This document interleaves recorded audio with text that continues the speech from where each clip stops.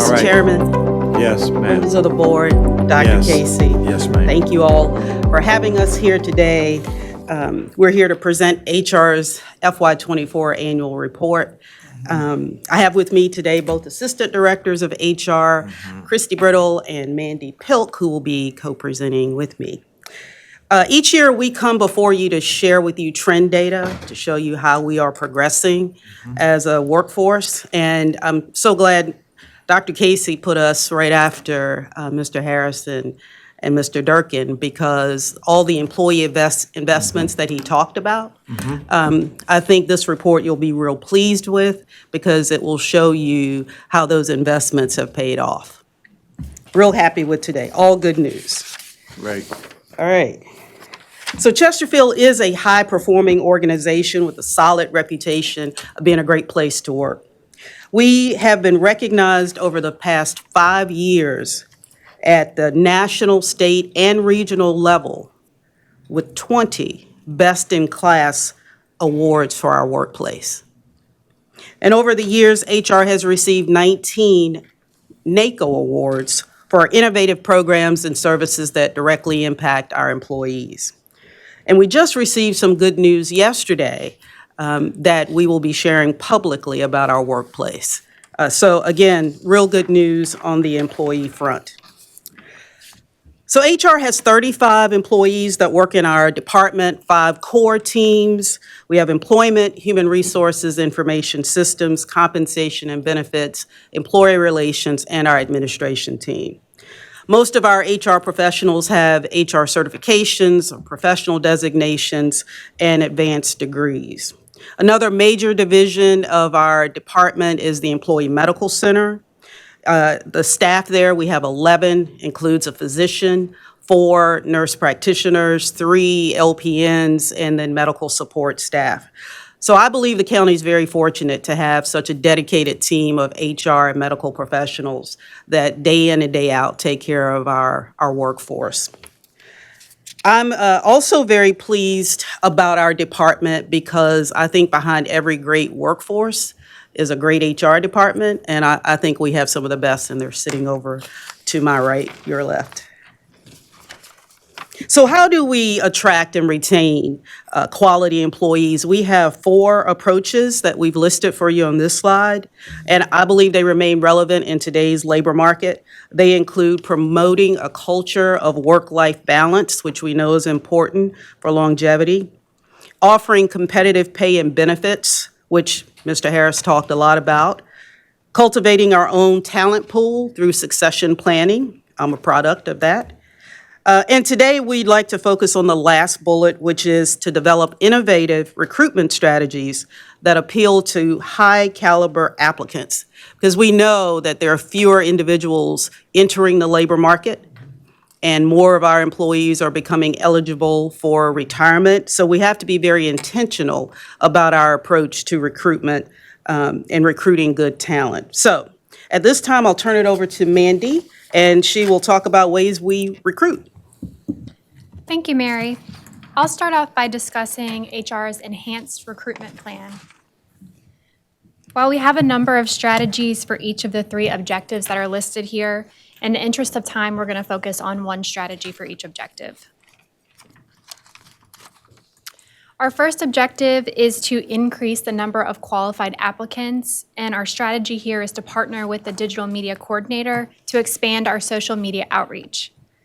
Based on the data from January 1, 2024, we've posted a total of 133 posts across social media, totaling an average of 3 posts per week over the course of 43 weeks.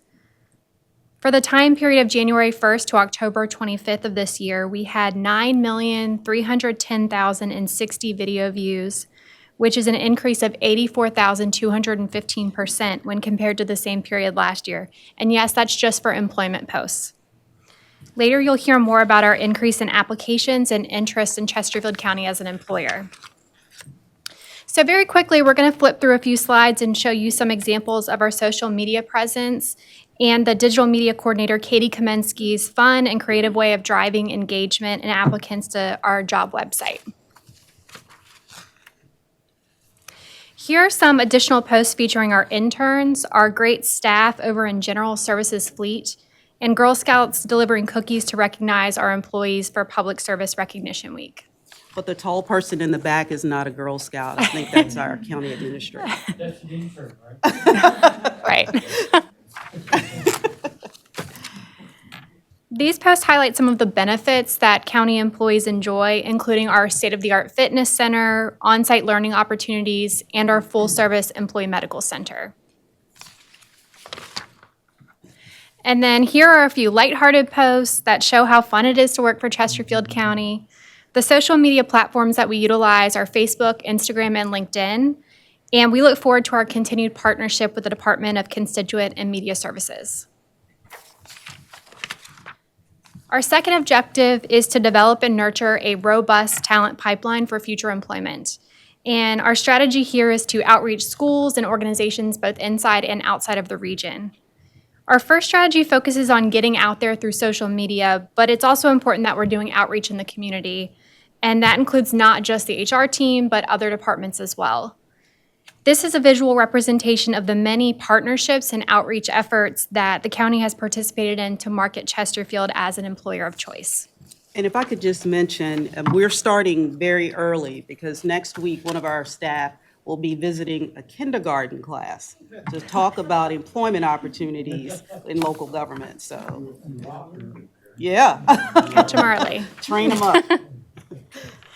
On this slide, I'd just like to point out that the seals and logos around the pictures represent over 200 hiring events that the county, and that includes public safety, has participated in FY24. Our third objective is to provide recruitment support to departments for critical and hard-to-fill positions.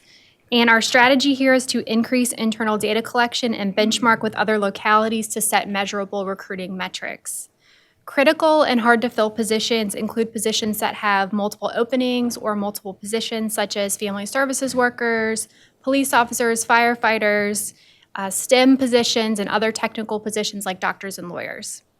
Our outreach efforts and pipeline development help increase our number of applicants for these challenging to fill positions. And then by using the enhanced data collection that will be available with our new Workday system, we will be able to report data in real time to help with our forecasting needs and effective recruiting strategies. This is a snapshot of our recruitment, talent acquisition, and career progression numbers for FY24. These numbers show that we are potentially making some headway with our enhanced recruitment strategy, even though the strategy is relatively new. We're seeing an increase in promotions, which means our employees are highly competitive, and an increase in applications, which means our social media outreach efforts are working. The top 3 reasons individuals choose Chesterfield for employment include opportunities for advancement, salary, and work-life balance. After review, you'll notice that there was a decrease in job advertisements, but an increase in applications processed, which means we are seeing more employees stay.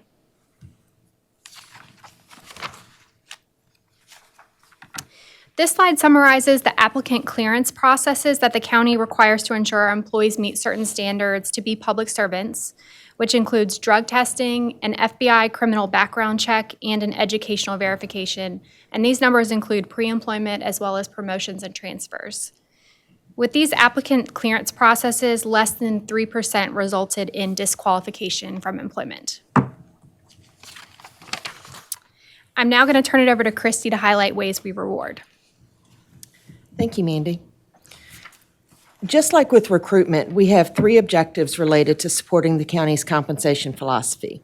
They're to conduct annual market surveys, keep our county and schools' pay plans and structures current, and then to maintain reserves for public safety and the general government pay plans. And we do continue to make progress in this area with the help of the support of this board and with county administration. Following the implementation of Workday in July of 2025, we'll begin the RFP process to retain an outside compensation consultant. And having access to that in addition to our current valuable benefits consultants will help us continue to meet these objectives. You can see that the number of department-specific career development plans grew by 12 in FY24, and more employees than ever before now have access to a CDP. There's only 13% of our employees who do not currently have access. So as you can tell from this slide, we are continuing to make great progress in employee compensation. The average employee annual full-time salary increased by nearly $6,000 over the last fiscal year, and the median salary increased by about the same amount. New positions in fire and lower turnover in other public safety departments has helped to decrease the overtime hours and expenses in public safety. Now, you do see that the number of employees below midpoint did go up slightly, but that's because the salary ranges moved so that we could continue to be competitive in the labor market. So, what do average and median salaries increases look like for our employees? Well, in this slide, you'll see the average salary for some common job titles across the county, and you can see the column for the salaries before we started implementing the phase study, and the anticipated average salaries after we do the January merit increase. So these salaries have increased anywhere from 20 to 59% in a 3-year period for the titles you see here. And while these increases seem significant, and they really are, the current salaries are now more in line with salaries in the local government region. And this shows that we really did have some catching up to do with other salaries in the region, and it falls in line with what Mr. Harris was showing earlier with his presentation.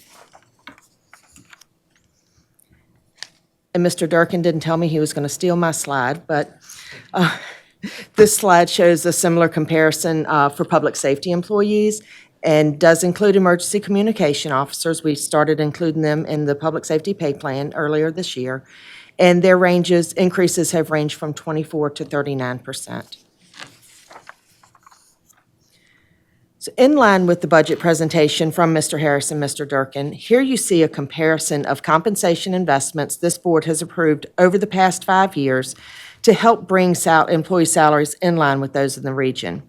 So on behalf of Human Resources and our employees, we thank you for showing your commitment to the workforce, and it helps make our job much easier for recruiting and retaining employees. So while we do partner with Chesterfield schools on our health and dental contracts, what you see here is the information shown represents expenses just for county participants. The county spent over $44 million in FY24 on health care. And out of those expenses, the county paid about 71.5% of that, while the employee's responsibility was a little over 28%. Projected health care expenses are estimated to be around $136 million for the rest of this calendar year for the schools and county combined. Health care premiums will increase by 5% next year to keep up with the rising cost of health insurance. But by maintaining a healthy health care fund, this does help the employee's bottom line, whether it's buying down proposed rate increases or when appropriate, giving premium holidays. And we shared with the board last year, we did contract with Mercer, who has performed a claims audit with Anthem to make sure that all of our claims are being processed correctly and according to contract. And while the results were good, meaning there were very few incorrect charges, there are some ways that we think we can maybe save expenses on future claims costs. So we will be working with Mercer and Anthem to see if there's any possibilities where we can look at those costs. With any good program, in order to keep it meaningful, you have to reinvent. And that's kind of what we've been doing with our CFIT program. A few of the big initiatives we've had over the last year, we do continue to encourage employees to build relationships with their primary care providers. We made changes to the 2024 wellness incentive that directly tie the incentive to the employee's annual wellness physical. We're also in the process of building a wellness steering committee with involvement across county departments to encourage more employee involvement in driving the direction of our wellness initiatives. We'll also continue to partner with the school's wellness coordinator as appropriate on any potential joint initiatives. The county's wellness coordinator has worked to create more opportunities for physical fitness both before and after work and during lunchtime, as you see in the pictures in front of you. The goal of the HIT refresh classes is not only to promote physical exercise, but also to build camaraderie amongst the participants and also encourage employees to get away from their desk at lunchtime to de-stress. And then during the last year, we invested about $25,000 into the employee fitness rooms and changing areas. The participation rate has increased by 59%, from about 143 visits in June of 2023 to 228 in July of 2024.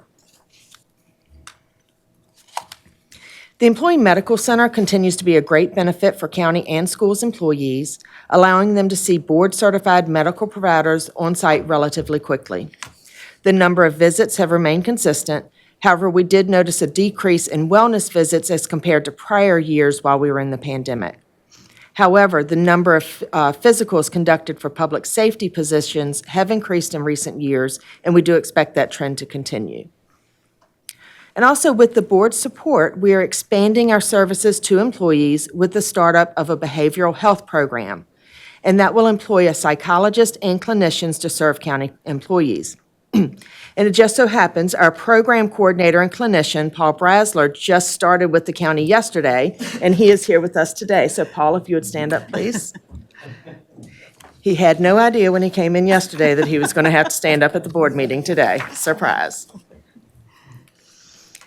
We did see an increase in retirements this year, and we knew this was coming. We knew that employees would delay their retirement because we started making those pay adjustments back in 2021, so they were waiting until those pay adjustments had a bigger impact on their retirement benefits. And out of our 101 retirements, 42 were from public safety. In addition to retiring through Virginia Retirement Services, our employees do continue to contribute to their own retirement savings accounts through our county's deferred compensation plans. Our employees deferred $11.6 million in FY24 to their own retirement plans. That's a 14% increase over deferrals from the prior year. 64% of our employees are enrolled in deferred compensation, compared to the national participation rate of 59% for similar plans. As a family-friendly employer, paid parental leave continues to be another well-used benefit for county employees. In FY24, we processed 248 paid parental leave requests, up from 220 in FY23. And the chart on the right shows you the breakdown of the different reasons for the paid parental leave. Our volunteer benefits are a new benefit program we just began offering at the beginning of this year.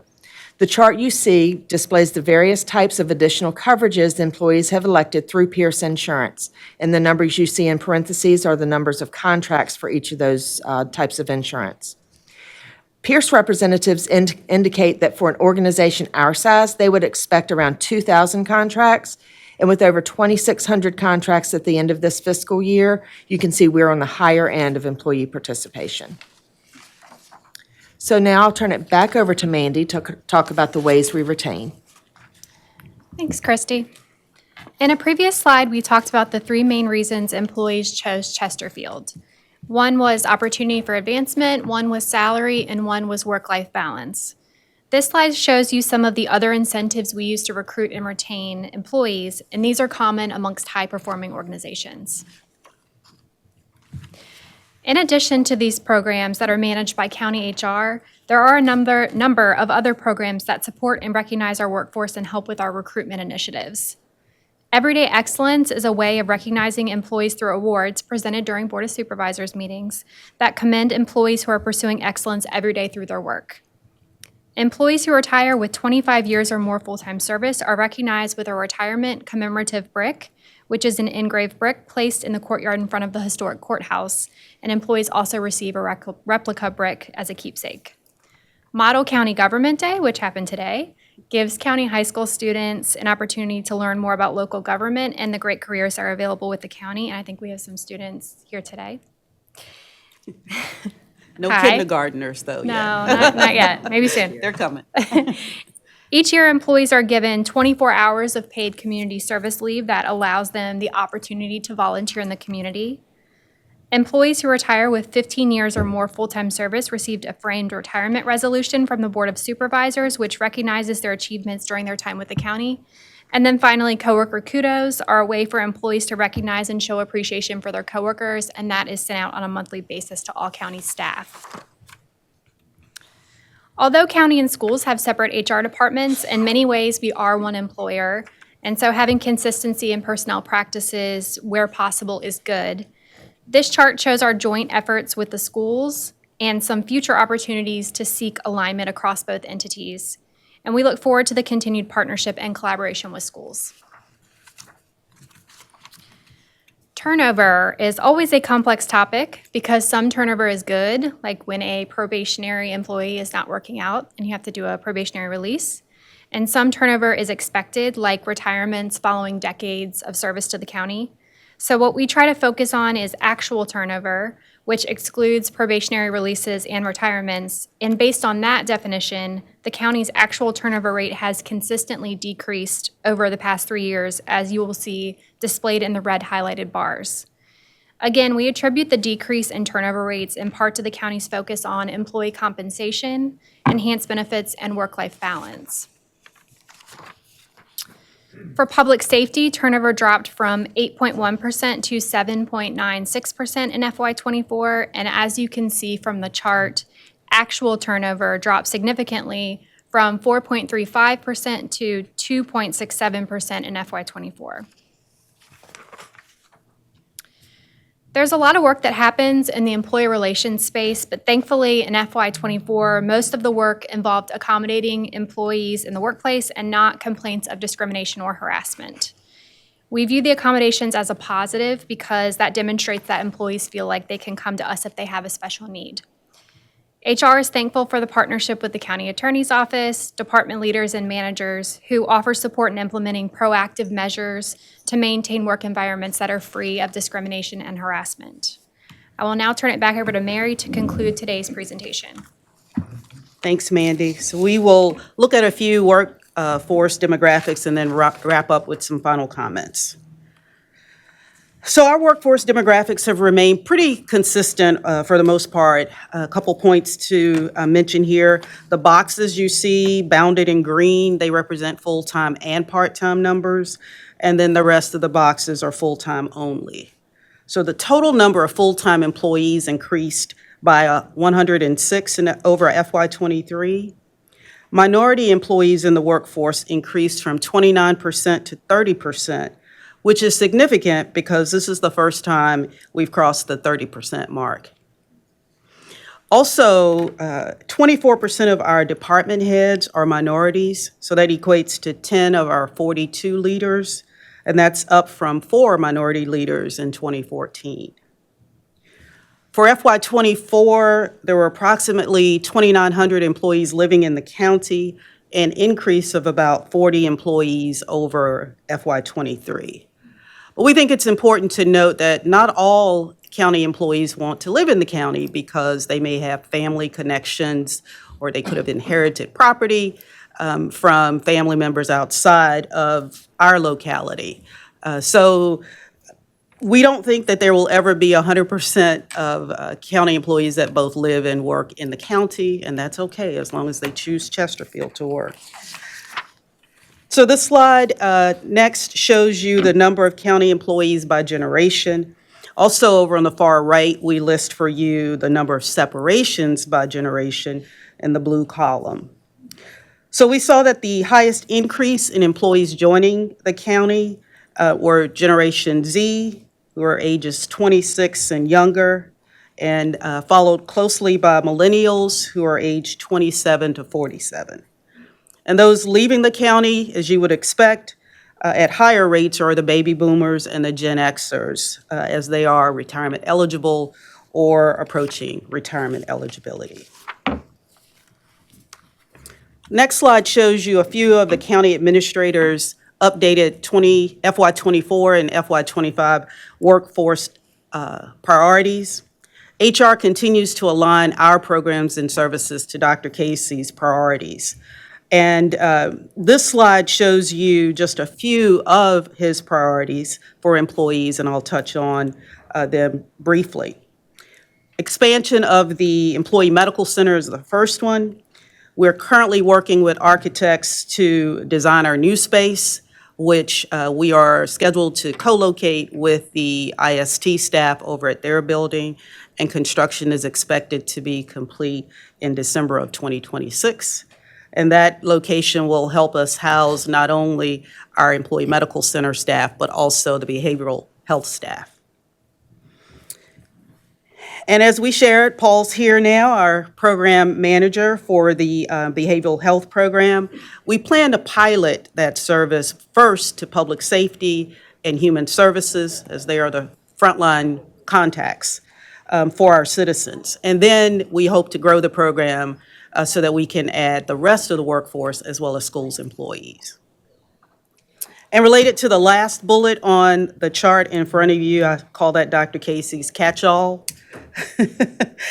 We've listed for you in a handout that's in your packet a number of initiatives that we have created along with the help of our county leadership and schools leadership that will help us grow our workforce in terms of recruitment and retention efforts. So, this concludes our FY24 annual report presentation. Before we take questions, I would like to ask our managers from HR and EMC to stand to be recognized. Thank you. So we have Liz Marker, Chief of Administrative Services, Sarah Hackley, she's our Employee Relations Manager,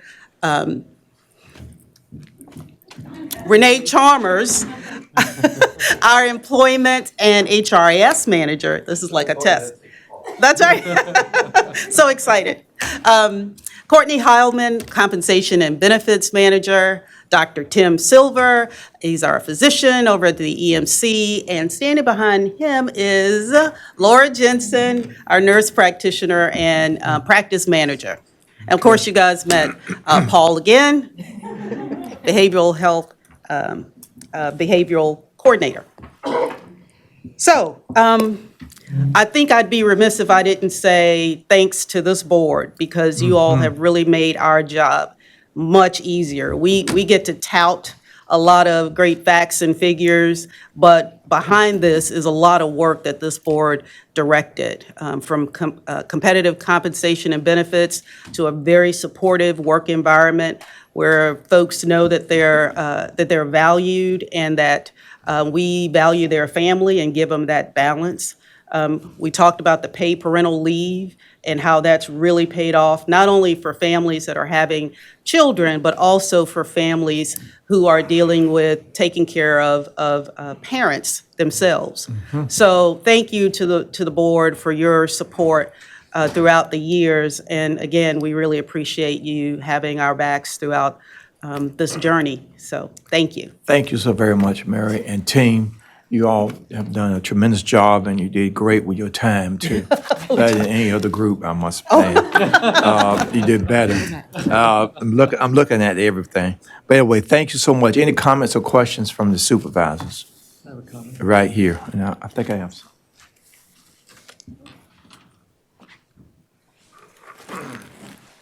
Mr. Chair? Yeah, please. Paul, man, you did a good job hiding back there. Paul and I go way back. Very good choice. Thank you.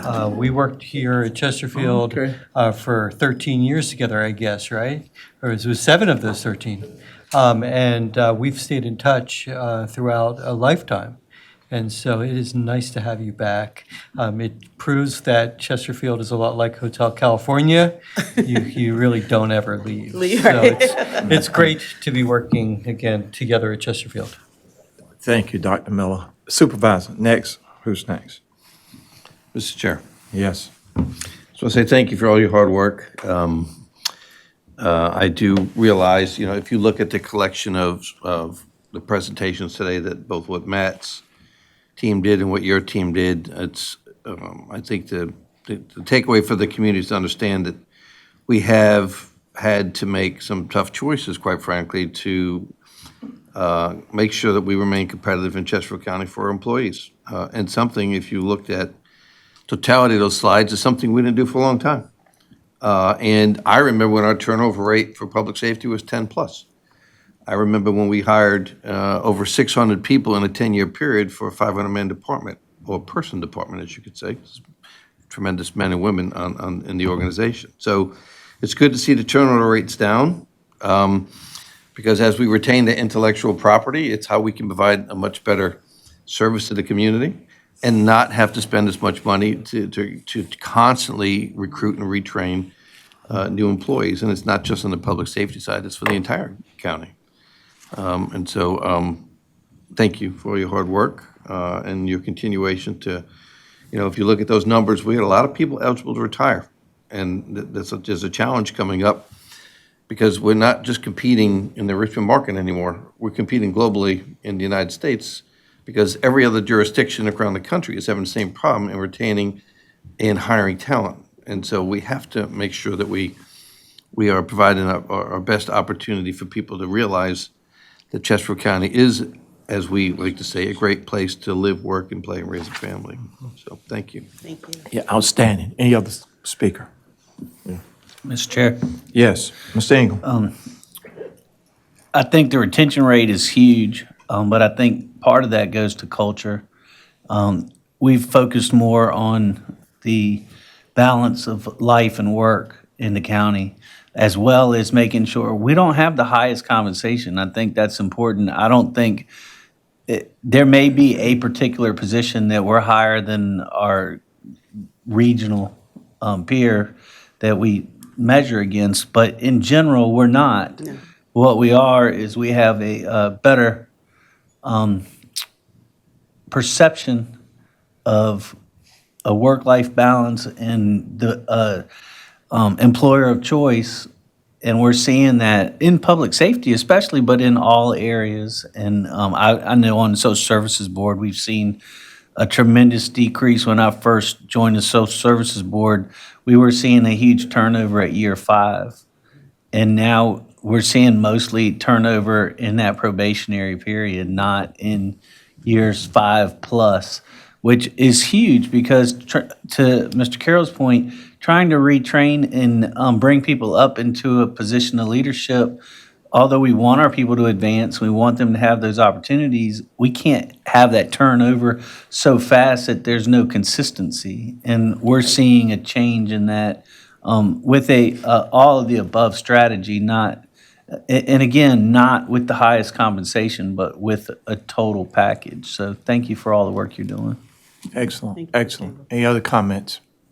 Can I have one more comment on this? Yeah, one more. I Yeah. also want to bring up with the model county government today. One of the things that a lot of folks said, a lot of the students said, is how nice I was, how nice the people are, how much they got along, how much they laughed together. It comes down to the intangibles.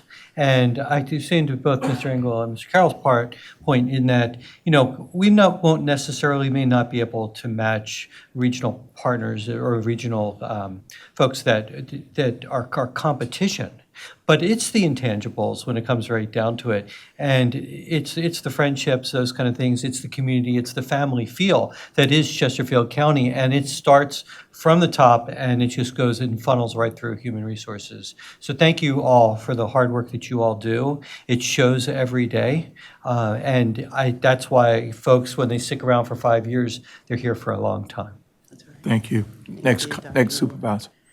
No comment? Oh, you okay? All right. Well, let me just conclude with the fact that I thank you for your excellence. What you do is outstanding. Continue to innovate. And what impresses me greatly is that we're able to grow the people to leadership positions, as you've indicated. That's the mark of an excellent organization, and I've seen many. Your doing that has made a tremendous difference, and I applaud you and thank you for your continued hard work, excellence, and dedication to Chesterfield County.